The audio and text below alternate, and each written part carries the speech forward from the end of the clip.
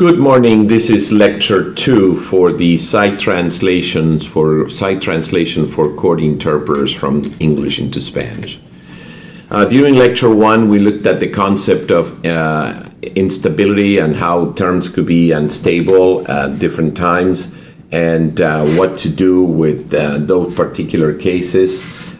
We also we didn't do that many site readings simply because we spent a lot of time doing learning those basic principles that are so important in this class as well as in overall in interpreting. And you may or may not remember, but we discussed how certain terms are unstable and even the degree of those terms, which basically the degree changes depending on the number of possible transfers into the opposite language. It's kind of a dynamic process because as you grow and learn more about some of these terms and you do some research, you realize that these terms can be used in more different ways.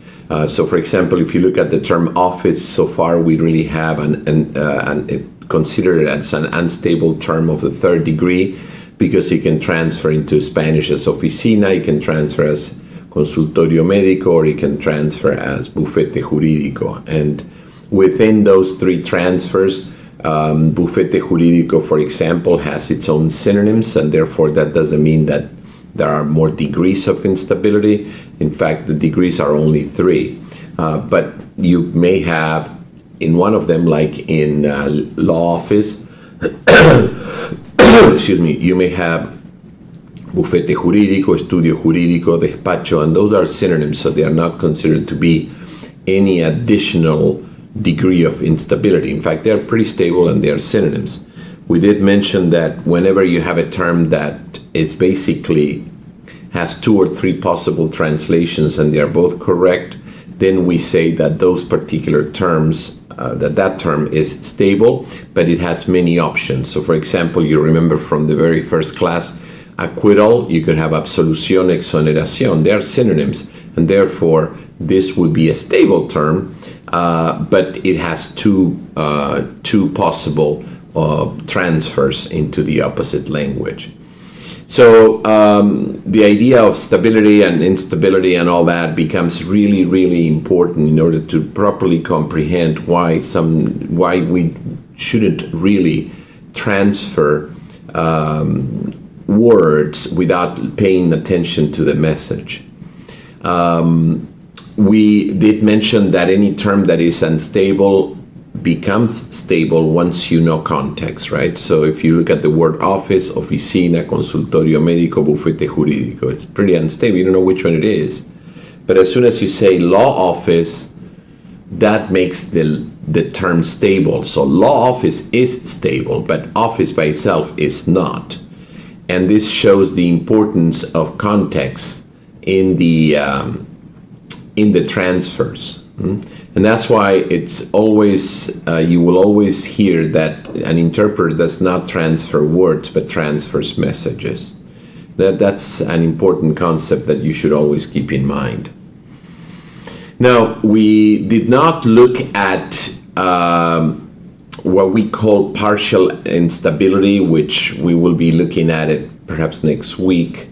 And just to give you an example, a partial stability means that under certain circumstances, in certain jurisdictions, under certain conditions, the term is stable. But under other conditions, the term may become unstable. If you look, for example, at the term acquittal, you have absolución y exoneración. They are synonyms, and therefore one could consider that the term acquittal transfers is a stable term and has 2 possible transfers that they are both synonyms, and that is correct. The problem that happens in this particular case, or in the case of partial stability, is that for a term to be fully stable, it has to go from one direction and then come back from the other direction. In other words, if I have law office, bufete jurídico, when I hear bufete jurídico, I will say law office. In the case of acquittal, on the other hand, from English into Spanish is quite stable, and it has 2 different synonyms, absolución, exoneración. But when you go from Spanish into English, the word absolución, that word just by itself is certainly stable, but exoneración may not be, because exonerar could be to acquit, but it also could be to release of any responsibilities. Therefore, we can see here the concept of partial stability. Partial stability is defined as stability in one direction and lack thereof in the opposite direction. And in this particular case, it only happens with one of the synonyms. And this is why sometimes, or quite often I should say, I tell students it's better to use this term than to use this term. You may remember when I explained the translation of the term crime into Spanish. I said you could use crimen, and that's certainly correct, but there has to be a condition associated with it. And that condition was that the crime has to be a felony. But we like to use delito because it works at all times. Now, this thing of saying it works at all times, the proper way or the formal way of saying this is we want you to use delito, because delito is a fully stable transfer for the term crime. It means it works at all times.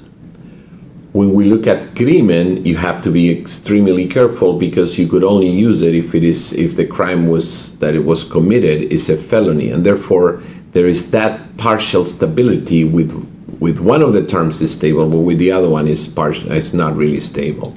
So all these concepts are important because in a way it summarizes everything that you have been learning. I mean, you have many options throughout this training that I push for one term, one transfer, and sometimes students come back and they say, can I use this, can I use that? And it's hard to say no, because sometimes you cannot use it, or you can only use it on under certain conditions. But the reason why I always push for one term is because I want the job of the interpreter to be stable throughout, meaning that I want the interpreter to be able to transfer terms that are completely stable throughout the interpretation. I don't want the interpreter to be thinking, oh, wait a minute, this is an unstable term, I gotta do this, and this may not work, it's just unnecessary. So whenever I push for a particular transfer, that means that I'm pushing for a full stability transfer in both directions, which is really what I want to have as an interpreter as well as a translator.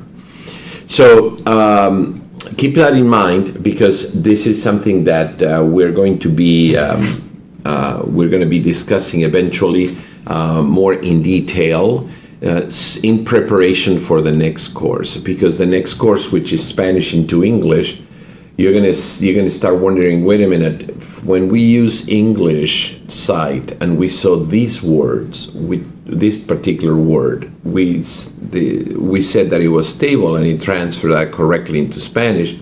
Now we see this word in Spanish, and when we transfer into English, we see that it is unstable. How could that be?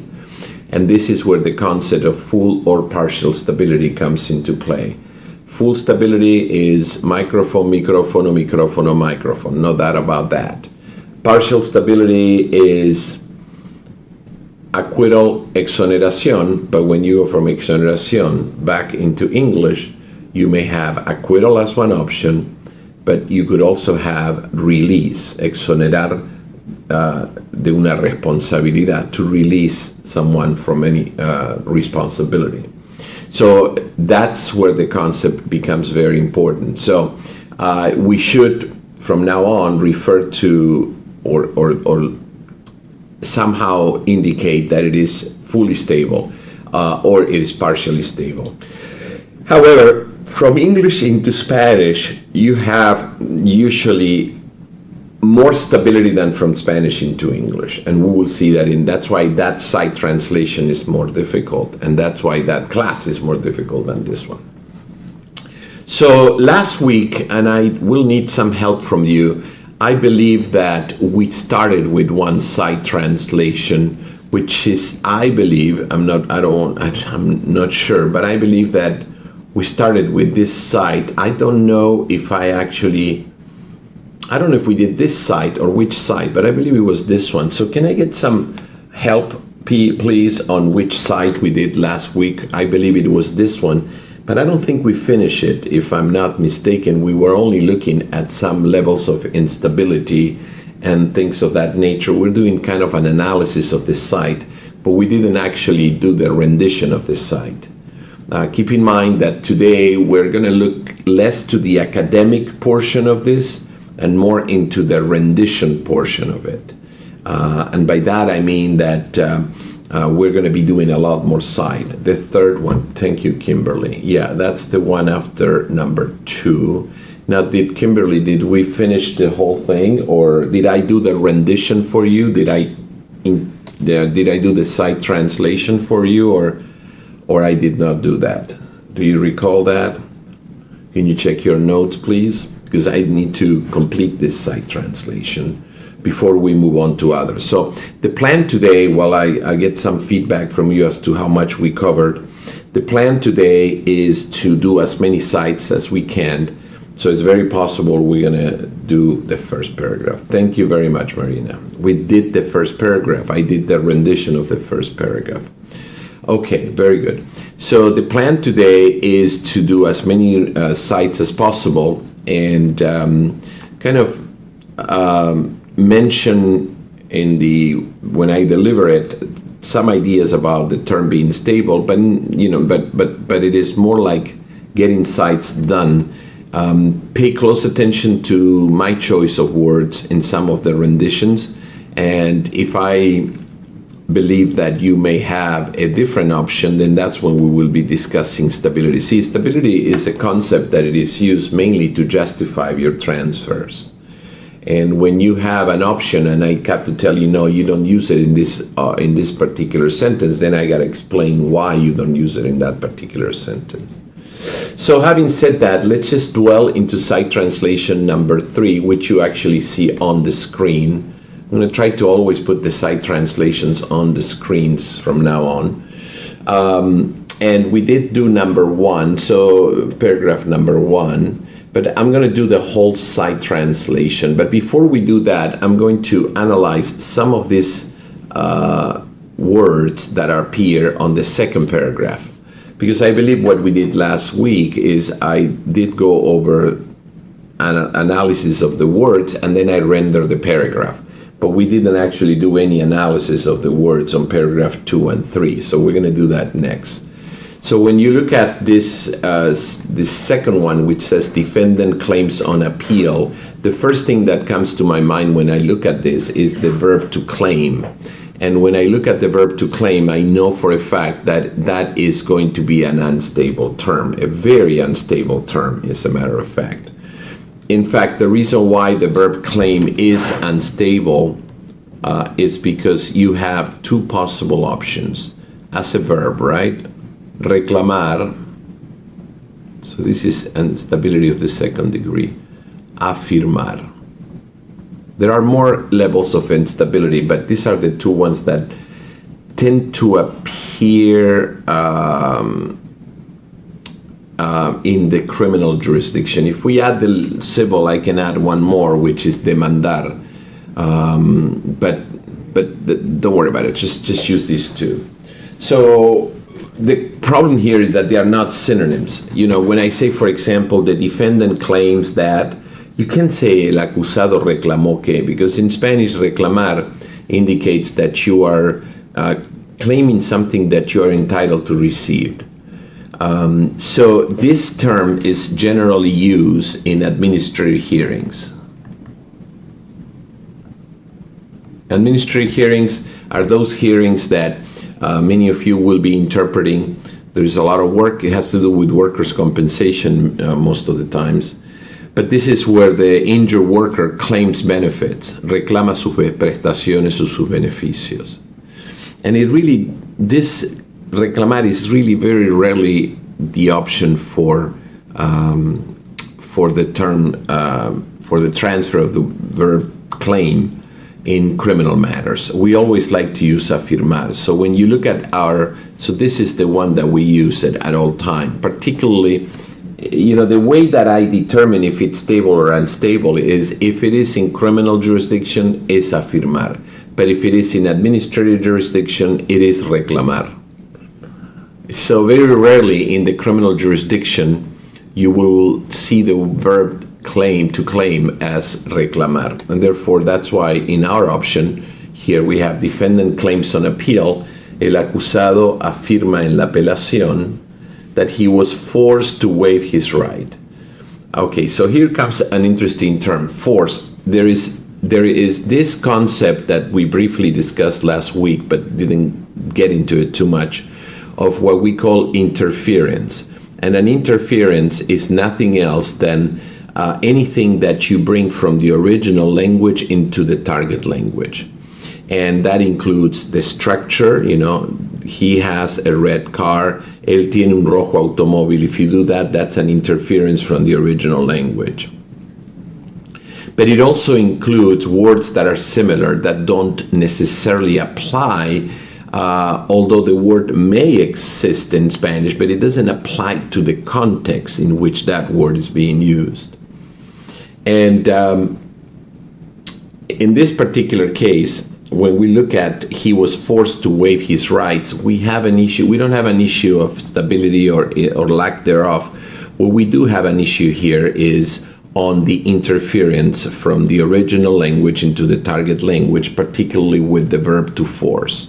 So many people or many interpreters will say, who are studying to become interpreters, will say, él fue forzado.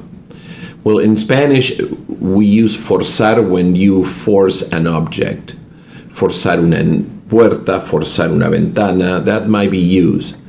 But for a person, we use obligado. So you can see here that is the term forced to force unstable? Well, technically it is, because we have two options, forzar y obligar.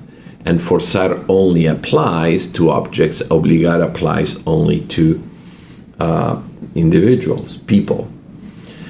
But that lack of stability comes from the interference of English into Spanish, and the use of, in this case, it will be interference in terms of false cognates, use of a term or a transfer that sounds similar to the original, but it doesn't mean the same thing, not necessarily in that context at least.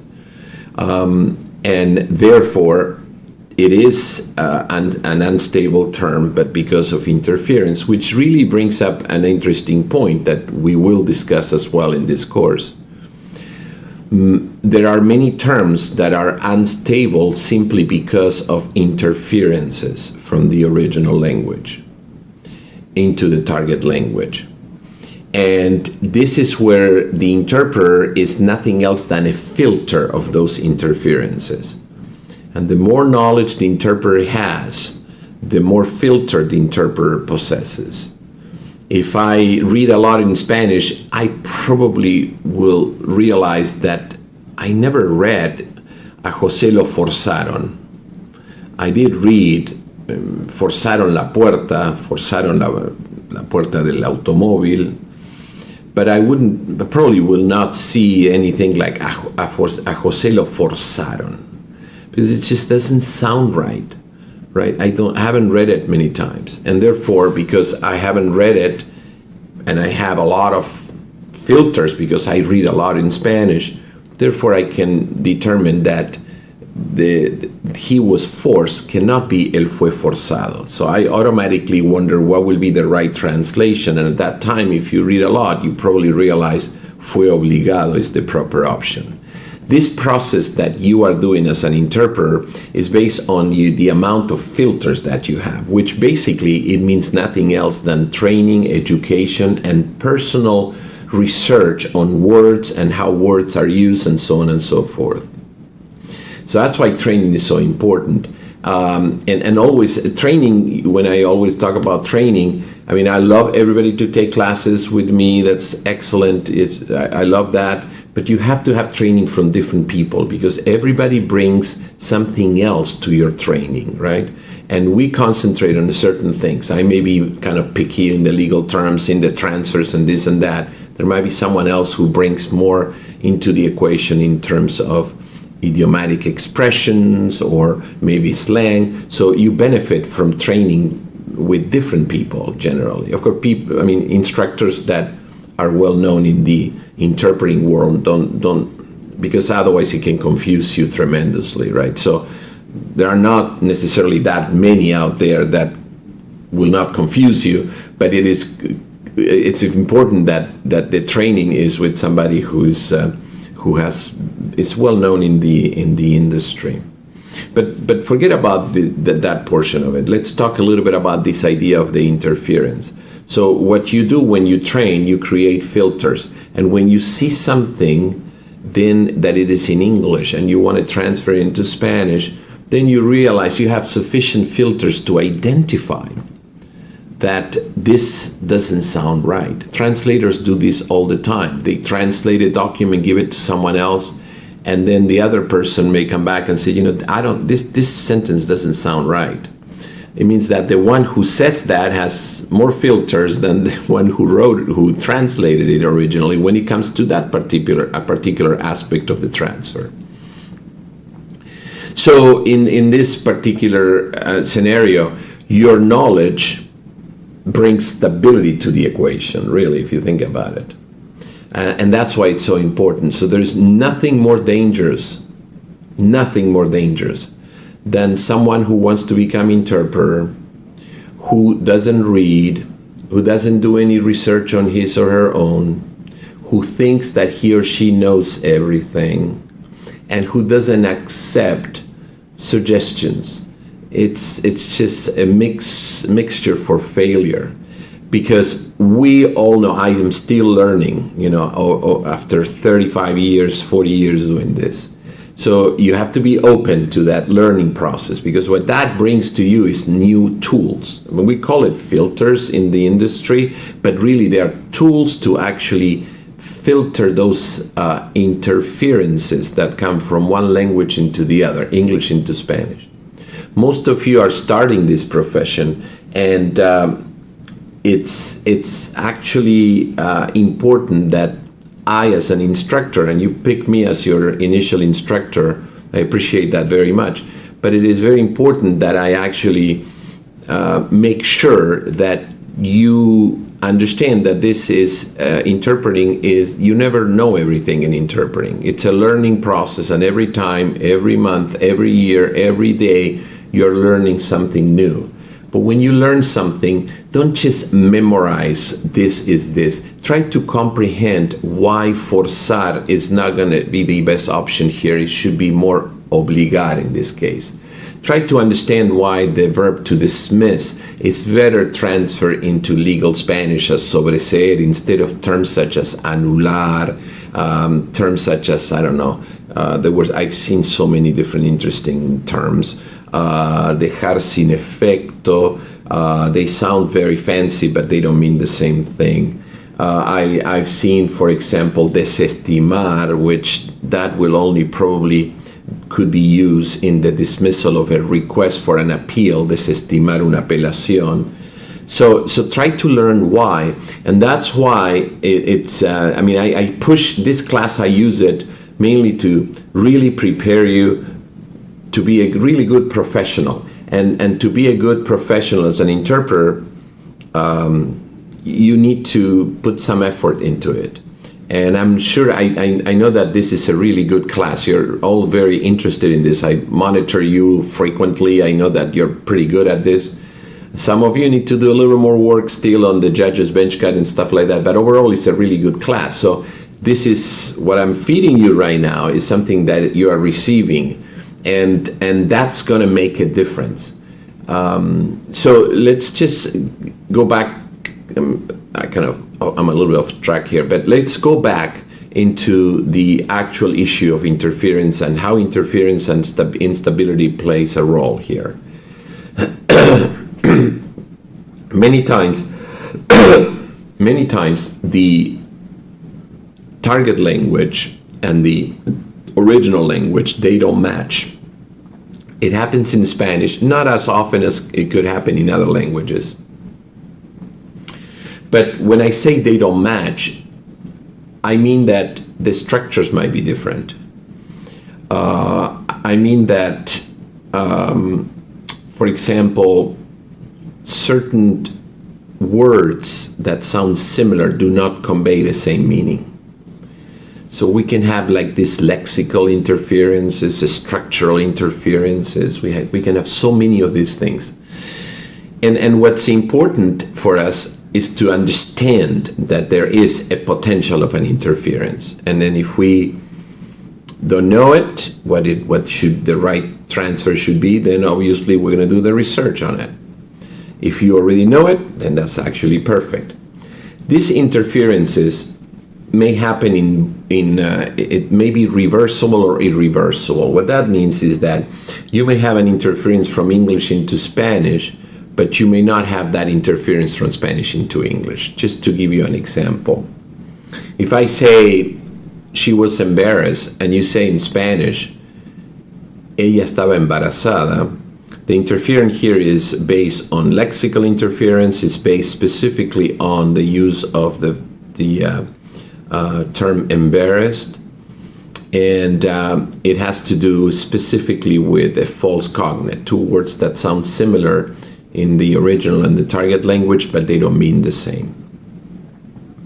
When you look at if you see the same sentence in Spanish, ella estaba embarazada, most likely it's not going to, in your mind, you're not going to be thinking that the transfer is she was embarrassed. Most likely, you're going to transfer that to another term, but not embarrassed. Yet, so you can see that the interference is from English into Spanish when it comes to this example.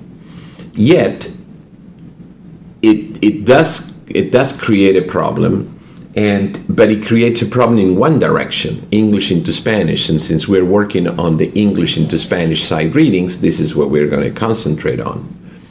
And the reason why English into Spanish tends to be the main interference, lexical interference as far as false cognates are concerned, is the fact that we live in the US and we have less filters from Latin America. What it means is that we don't read in Spanish that much.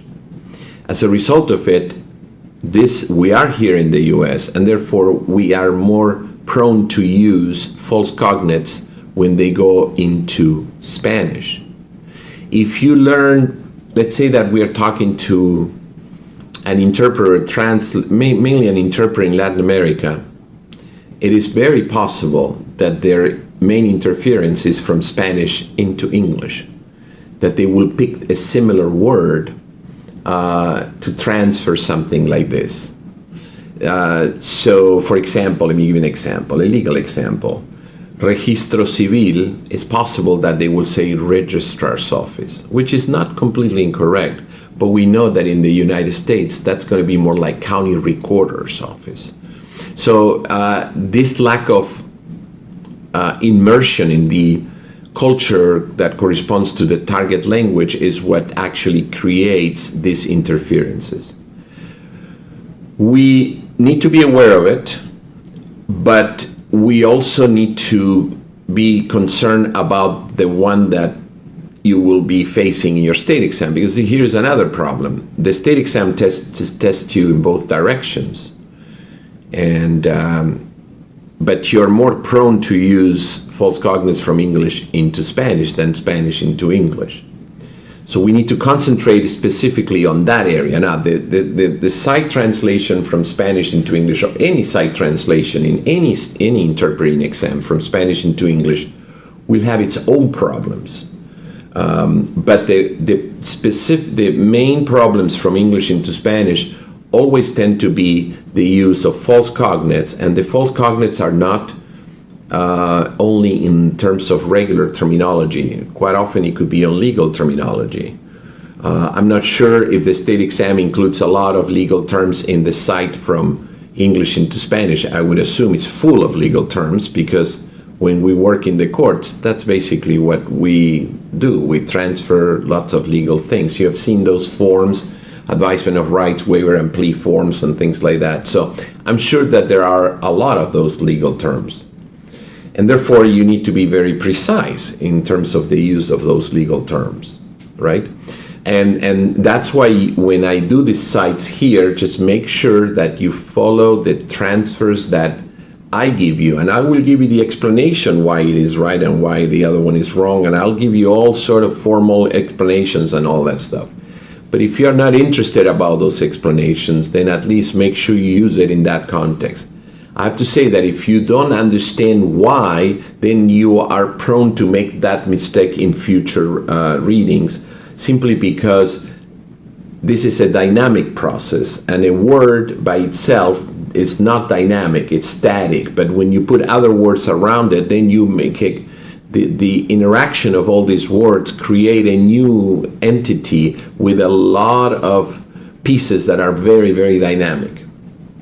So, having said that, what are the things that you have to always keep in mind when you go from English into Spanish? Well, false cognates, which you can say these are from an academic point of view, you will say, instead of false cognates, you will say, well, lexical interferences defined as false cognates from English into Spanish.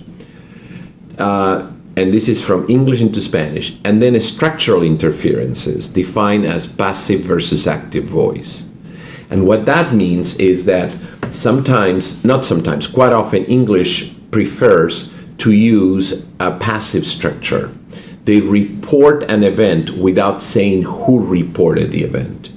So, for example, your application has been denied. Who denied it? I don't know. And because of the structure of the Spanish language, where we prefer subject, verb, and the rest, we need to start with the subject, con un sujeto. And when you use passive voice, in Spanish, the subject is tácito, we say, which is that famous se.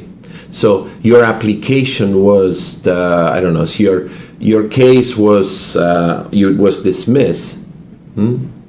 So the transfer for that starts with se.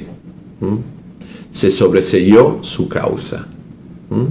Now, if I say your case was dismissed by Judge Pollack, then you will now know who is doing the action, and now you have sufficient elements in the original language to create a sentence in the target language that is suitable for the target language. In other words, you have the subject and the verb. So you will say the subject is el juez Pollack, right?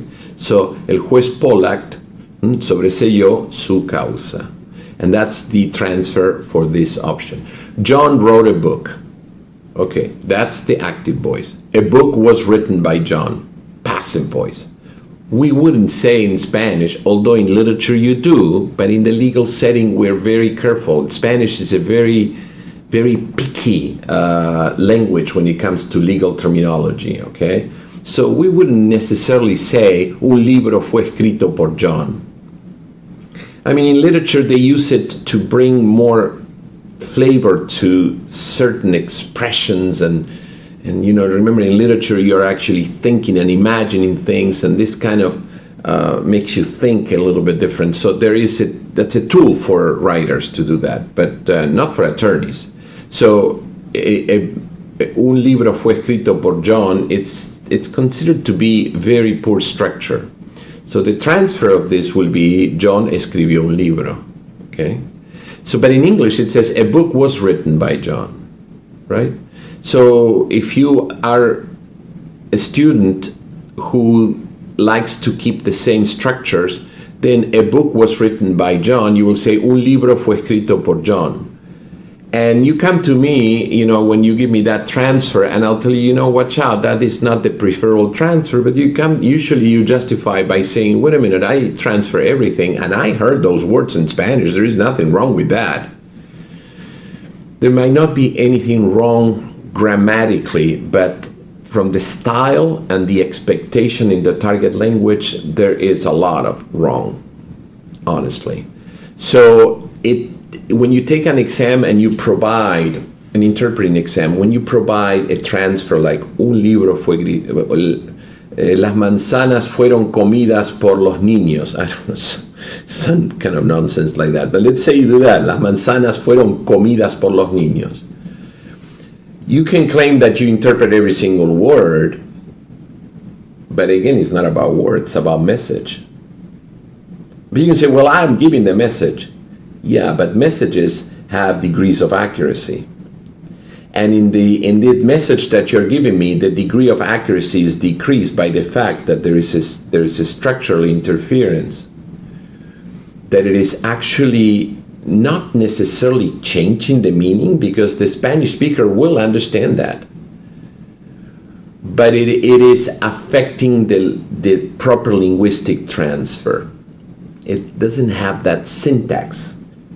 The flavor is, what flavor do I get if I hear las manzanas fueron, let's say I'm an examiner, all right? You're taking the test, any test. I know you're concerned about the state exam, but it could be any test. So you come to me and I give you a structure to see how you handle that. The apples were, eaten by the children, which is kind of odd itself, but so it says, las manzanas fueron comidas por los niños.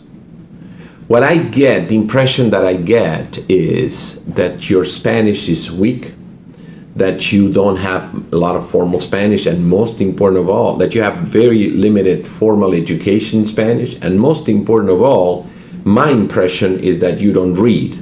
So you're not going to see that structure anywhere. As a result of it, as a rater, as an examiner, my mind goes into, okay, I got to be careful with this candidate, because this candidate is telling me, hey, I don't know much Spanish, and I can prove that by giving you that structure. Or I do speak the language, I speak the words, but I have a hard time with the formal aspect of the language. And therefore, I will be zooming on everything you say in Spanish. And then that's normal, and that's the way it should be. Because then I'm going to be concentrated on that, and I'm going to be checking, is it true? I want to verify that, whether you have some issues with the language or not.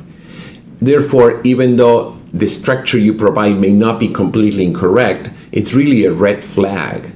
And what we want to do is that if you have limitations when you speak Spanish because you don't have formal training, or whatever the case is, and honestly, formal training is important, but it's not formal training of where you put the written accents, for example, okay? Unless when if you have to do translation, is a different situation. It's more like formal training on how to transfer things. And sometimes I get people that have a lot of formal training, but they still transfer the segments incorrectly, because they see a book was written by John, and in their mind, the way they were trained is, I got to interpret the words. Un libro fue escrito por John, and they don't think that the structure, that there is an interference there, which we call structural interference, and that the passive should become active when transferring into Spanish. So the idea of this class is to kind of minimize the opportunities for the raters to actually identify issues with your Spanish in terms of lack of formal Spanish. And honestly, it's not something that is so difficult to do. Of course, this would all be resolved if you read a lot in Spanish. If you read a lot, then you wouldn't have to worry too much about this.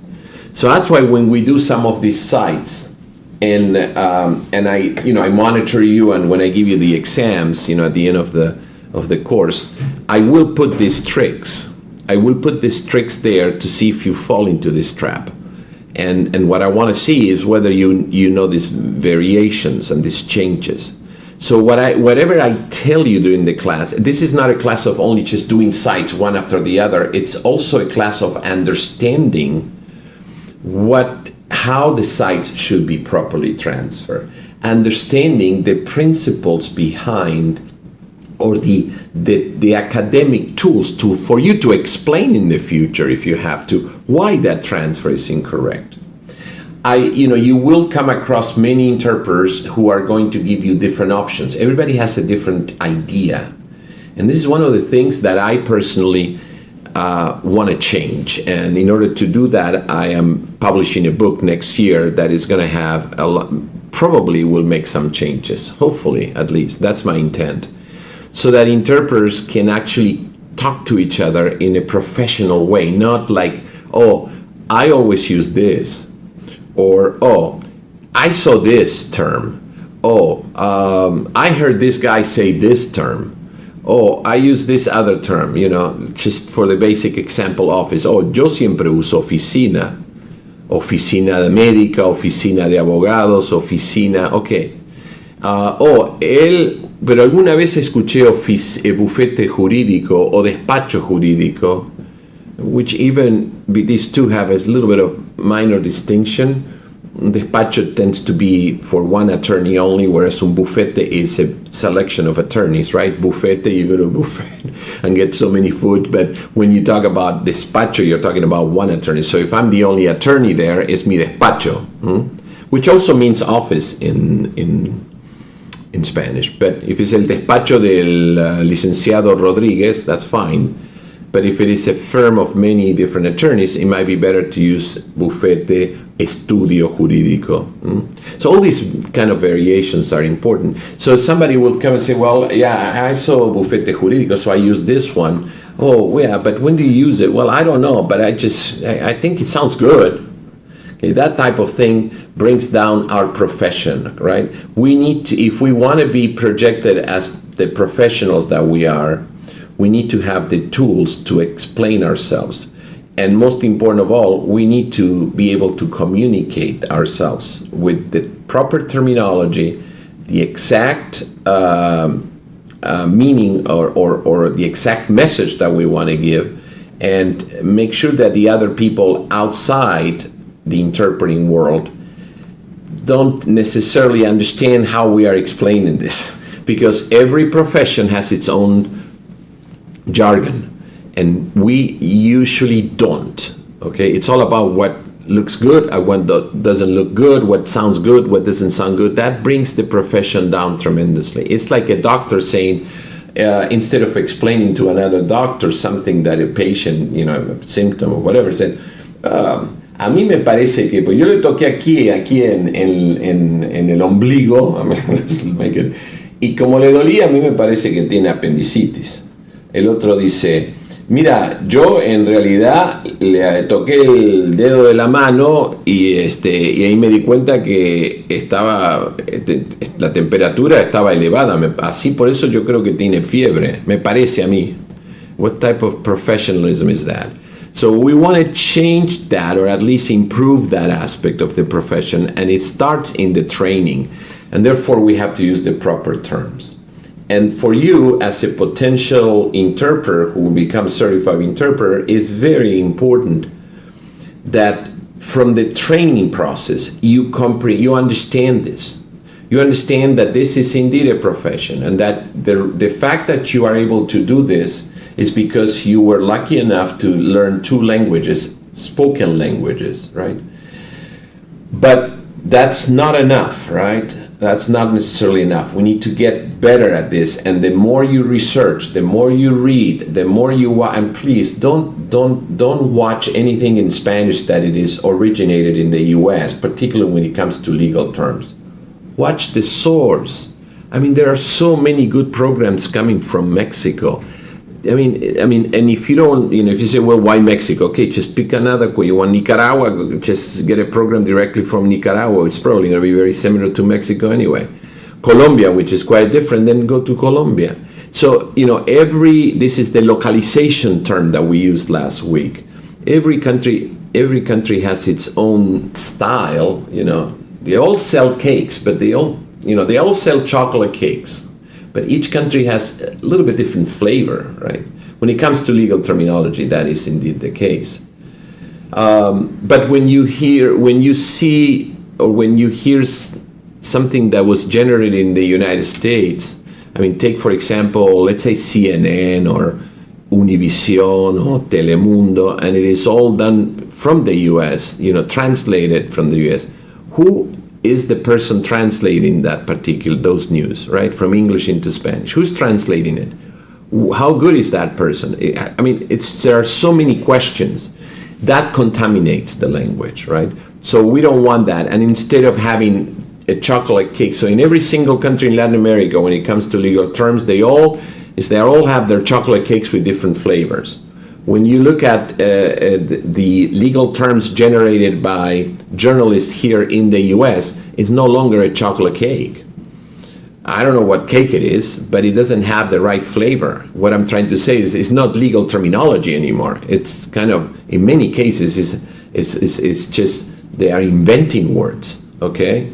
And then they're using, like, for example, I remember many years ago, I actually took the time to write a letter to the person who was in charge of the news in channel here in Los Angeles 34, Univision, that they were using really poor, very bad legal terminology. For example, casualties of war, las casualidades de guerra. This was when the Iraq War, remember, many years ago. Casualidades de guerra. And I mean, había cada desastre era increíble. So I wrote a letter to the editor, and I said, it's a disservice to the community, and and I actually took the time to watch the news for 1 week, and I wrote down all the mistakes, and trust me, there were many. So I wrote a letter to the editor. Nobody responded. Okay, so like a year later, I always mention this in my psych class as an example of what's going on, okay, so that you don't trust the source coming from the US. So a year and a half later, I said that in a class, and during the break, a student comes to me and he said, well, you know why he didn't answer to that letter? No, I don't know, because he doesn't speak Spanish. What do you mean? The editor of the news doesn't speak Spanish? No, he doesn't. So who translates this type of the news when it comes to legal news from English into Spanish? I do. I felt one of those moments like que me trague la tierra, por favor. Eh? But I said, because I basically was saying that he was making lots of mistakes, and he told me, he said, you know, you're right. That's the reason why we're trying to learn. Okay, so that's why we're here. That's why me and someone else. There was someone else that I never knew who.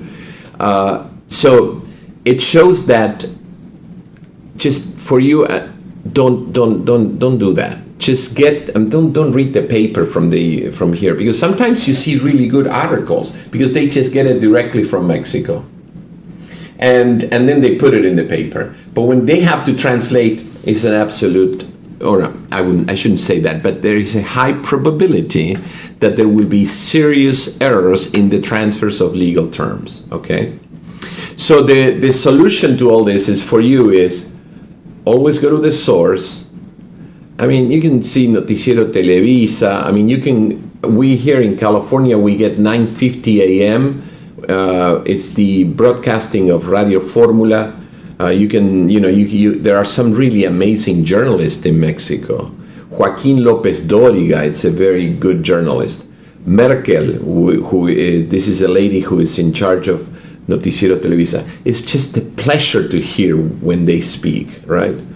And then you come and you hear the people that are broadcasting here, and some are okay, some are very good, but when it comes to legal terms, there is a huge deficiency there. So I don't want you to get contaminated. Just go directly to the source. Go on the internet. Just go and go to El Universal in Mexico. You may say, why are you pushing for Mexico? Well, I'm not pushing for Mexico.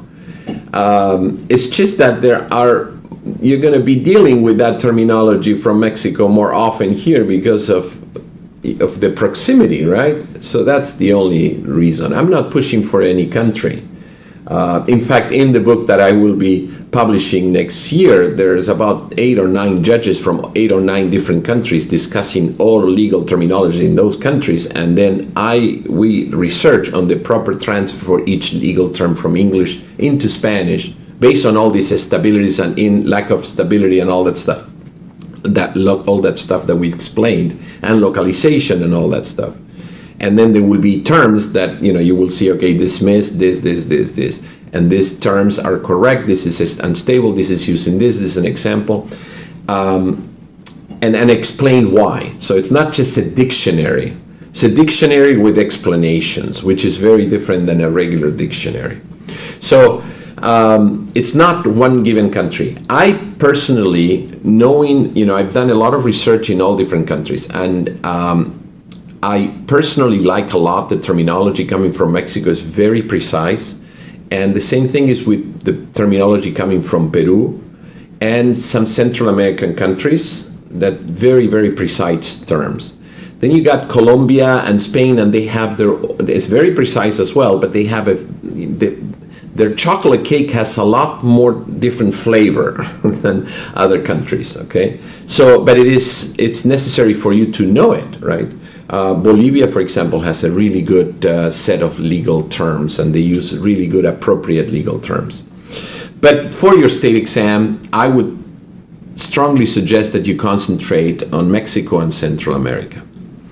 All right, so that took a lot. There are some questions here, which is actually good news. Obligar. Okay, so you see, one word, force, generated a conversation that took 20 minutes. I'm going to try to, when I get to this, I'm so passionate about the accuracy in the transfer of terms, particularly in the legal field, that I tend to take a lot of time. So I apologize for that. And hopefully this is something you enjoy as well. If not, I promise I'm going to try to keep it as short as possible. So going back to our particular site translation, let's see if I can move this. So we have here, he was forced to waive his rights. No fue forzado, fue obligado, right? He claims, again, the verb to claim, no es reclamar. ¿Y cómo va a decir, él reclama que es su abogado? ¿Cómo voy a reclamar que mi abogado? I mean, it doesn't make sense. I mean, to me, when I hear in Spanish, él reclama, yo estoy reclamando algo que me pertenece, un derecho, una prestación. So he claims that his counsel, here the word counsel, I get a lot of questions on this. Can I say abogado? Can I say licenciado? You can say either one, that's fine. Licenciado, it's used a lot in Mexico for counsel specifically, but you can use it. I don't have any issues with that. If you like to use abogado, it's fine. Some people say, can I use letrado? Sure, they're just increasing the register. Here it just says counsel, but that's okay. Told him that if he did not enter a guilty plea, and thus he did not waive and give up his constitutional rights, the court with a capital C, so we know that refers to el juez, or if you localize to Mexico, you probably will see it as el ciudadano juez, will commit him to more than 10 years in state prison. Commit, it's a verb that can mean a lot of things. Internar, recluir.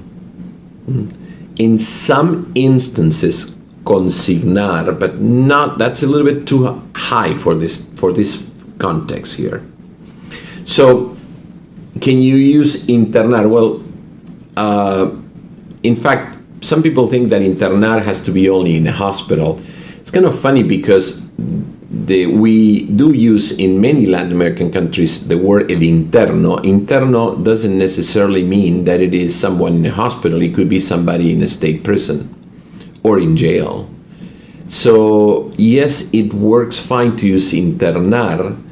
Recluir gives a more of connotation that it's going to be locked up. So from a preference point of view, recluir conveys a much.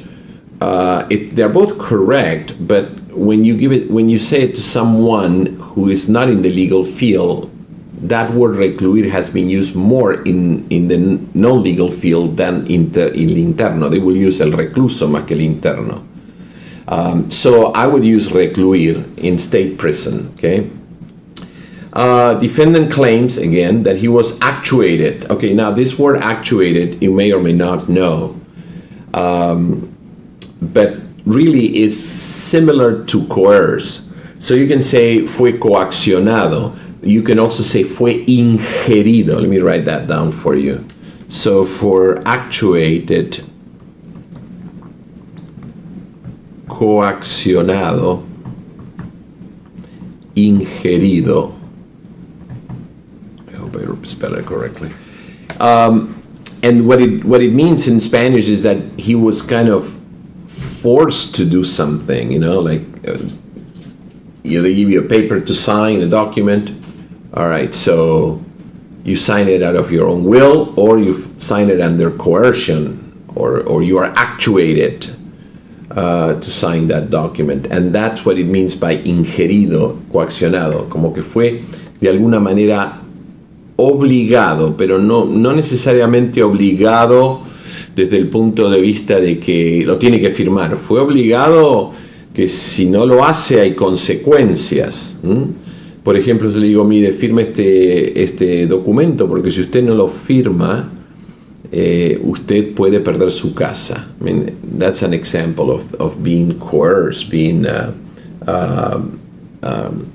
being actuated.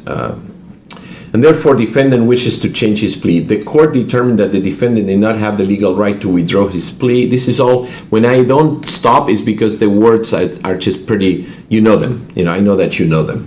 His plea solely on the grounds stated in his brief submitted to this court on May 19. The court found that the defendant had already signed a waiver form, and therefore he cannot withdraw his plea solely on the fact that he was actuated by his counsel. So this is all simple. The court, however, called the attorney to testify in this matter. It was determined the defendant did not act improperly. I don't see any specific word that I should be mentioning. Perhaps maybe grounds. Let's take a look at the word grounds.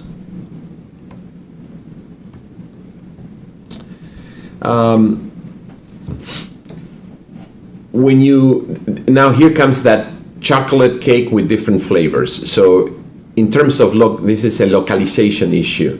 Some countries, they're all synonyms, okay? So I don't want to think that this is an unstable term. This is a very stable term in the legal jurisdiction. So some countries like to use fundamentos. Other countries like to use causales. Causales is, and it doesn't mean that if the country uses fundamentos, it's not going to use causales.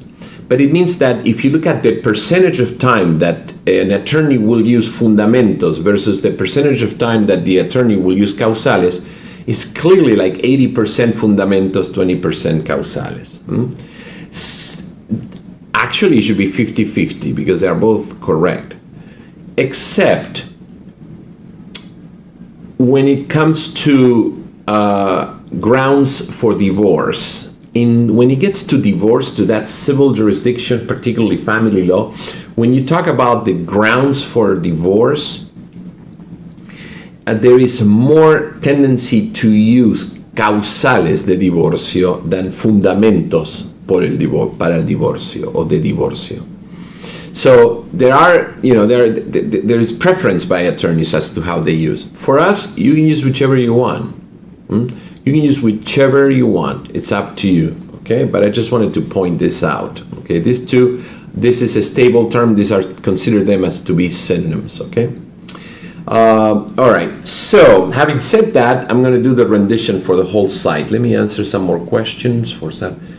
Please don't change the way you teach. These two classes make me feel that we start to understand things in more detail. Thank you, Virginia, for your comments. Yeah, I do think that instead of doing a lot of sites, which we certainly could do that, we will do a lot, but there is a time for everything. And the first two lectures, I need to make sure that you understand it's not just a matter of one site. It's just a matter of a more general idea about how you should be trained as a professional interpreter. That's my approach. So having said that, let's do this site translation. Okay, so we're going to do this site reading. And I'll do this for you. I know that I did the first one, the first paragraph. And remember last week we were talking about defendant. What is it? Is this acusado, acusada, or parte acusada, or whatever the case is? If we want to make it neutral, we use parte. If we know what it is, what the gender, we don't use parte, which incidentally gender is another issue in terms of interferences and so on and so forth that we will be discussing in this class. Now, in reading this, and that's why in most interpreting exams they give you time to read it, to read the site, you really should use the time that is given to you to read the site. Not, I mean, you can read it and try to comprehend it, and that's excellent, but they give you only 2 minutes to do that. Please try to first clarify the instabilities in the original, identify any potential interferences, filter them. So do a scan of the document first to look for all this lack of stability, unstable terms, interferences, localizations, and all that stuff. It shouldn't take you more than 30 seconds after you've taken this class. You're going to know this stuff very well. And then for the other minute and a half, yes, try to comprehend the whole site, but try to finish the whole site, because what I don't want you is to go and take the exam, and if the site has 3 different paragraphs, the first 2 you sound really good because you basically had the time to read it, but when it comes to the third one, it's very weak, because then you have what is called an unbalanced delivery, and that is generally penalized because you can't have an unbalanced delivery. You can, I don't know if you ever, have you seen, well, I've seen students who, when they know the site, they go at a certain pace, but when they don't know, they go really fast. It's like they're trying to make sure that I don't understand what they're saying. That's definitely an unbalanced delivery in terms of style. So we don't want to have that in the exam. We just want to have a balanced delivery. Always make sure that the raters feel that you are in control of the rendition of that site, that there are few pauses and hesitations, and sometimes with the sites you may get some pauses and hesitations. Don't do these utterances, because that affects style. It's more in the subjective area than anything else, but it does affect the rater's opinion about your overall rendition. And then don't do any backtracking unless it's clearly necessary. But backtracking is when you say a word and then you come back and change it for another word. If it's necessary, you can do that, but only if you made a serious error. If you complete the site and then you realize that, for defendant you use some word like defendido instead of acusado, which incidentally in some countries defendido is used, but not as a party. You will see that many attorneys will say mi defendido. It's like saying mi cliente. So if you use defendido, which in fact, but it should have been acusado, which that's another problem, because is it acusado, is it indiciado, is it imputado, is it procesado? I mean, we're going to talk about that here as well. But if you use, let's say, defendido throughout instead of acusado, and you saw that word, 10 times in the site, and you finish and you realize you made a mistake, you certainly should tell the raters that and say, the interpreter would like to state, or the interpreter made a mistake in transferring the word defendant. Whenever the interpreter said defendido, the interpreter should have said acusado. I mean, raters are they're not there trying to nail you. That's not, I don't know, but I would assume that's not the case. Otherwise people would not pass. So they will appreciate that, because there's always an element of professionalism. So you made a mistake, and that's what you do, right, in the exam. In real life, you will tell that to the court. The interpreter would like to state for the court that when the interpreter misinterpreted the word defendant, blah, blah, blah, blah, particularly if it's a site translation, obviously.